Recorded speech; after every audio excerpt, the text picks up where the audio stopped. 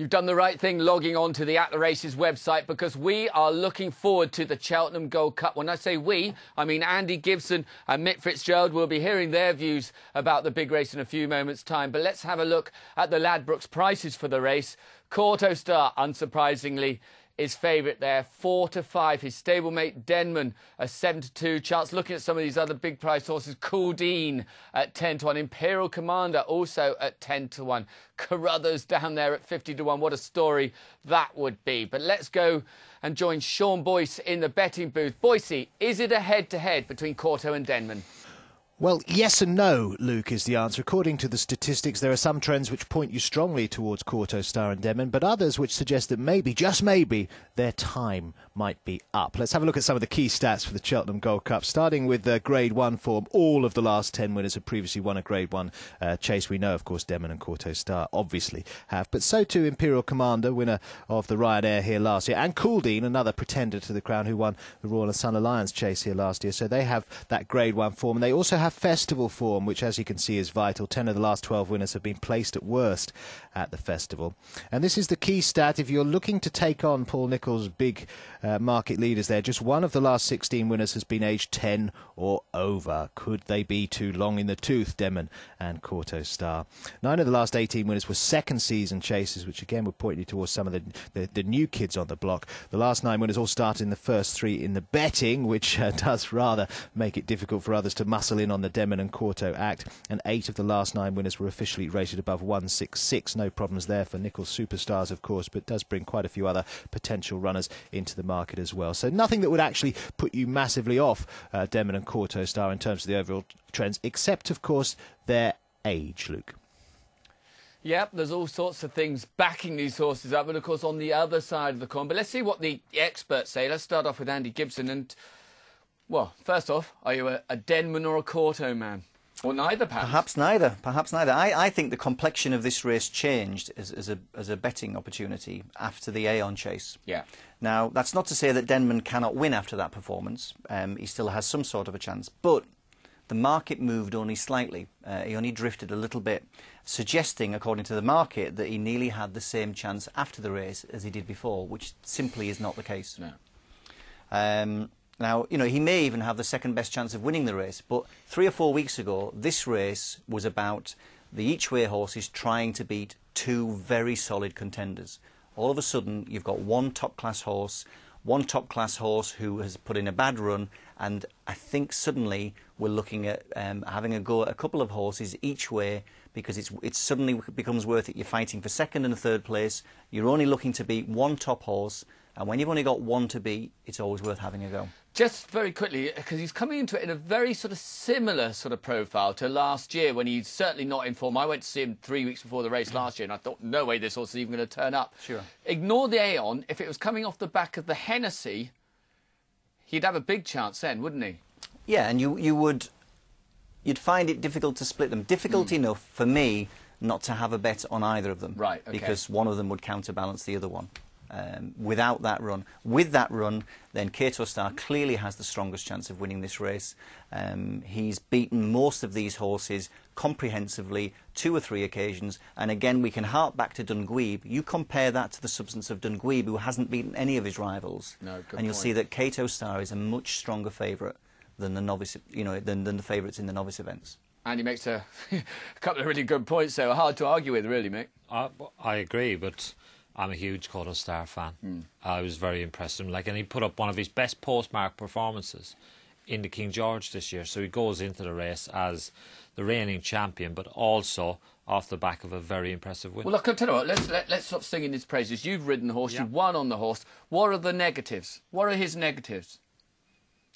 There must be. Well, there's not. So he's an absolute certainty it's buying money. I think so. I think if you look back to when he got beaten in the race, I made the running on Neptune Calange that year, went a good gallop from the World Gold. Denman went by me, going past the stands with a circle to go, and I thought, off you go, because I am going to cut my horse's throat if I try and lay with you.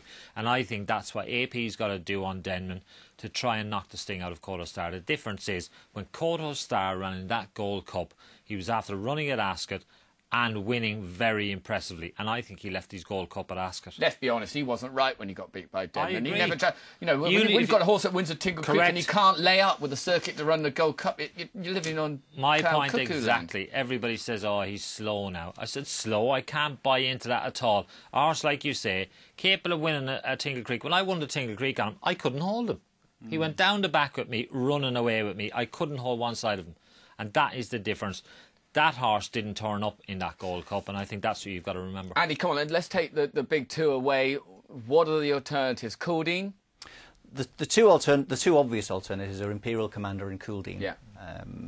If Kato Star turns up as in 100% condition, etc., and everything goes well for him, then he'll probably win comfortably.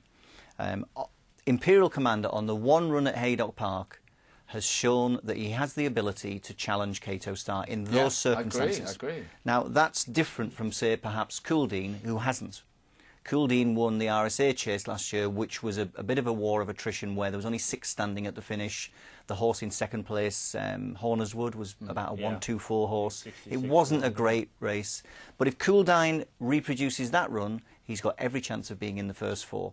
For me, Imperial Commander will jump well, returning to Cheltenham. They're not going to hold him up. He's not a hold-up horse. They've got to let him gallop on, get him into his rhythm.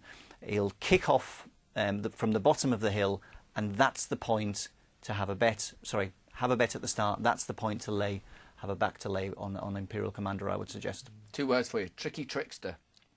Very impressive the way he finished in the Aeon chase. It was almost like Ruby thought, Denman's gone, now's my chance.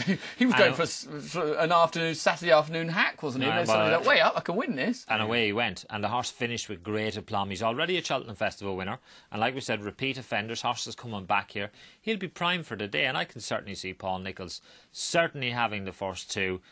In what order, we don't know just yet. And, you know, I think who's to say? Tricky Trickster might even finish second. But the vibes coming out of Ireland, and I've been there a couple of times in the last couple of weeks, are very strong for Couldine.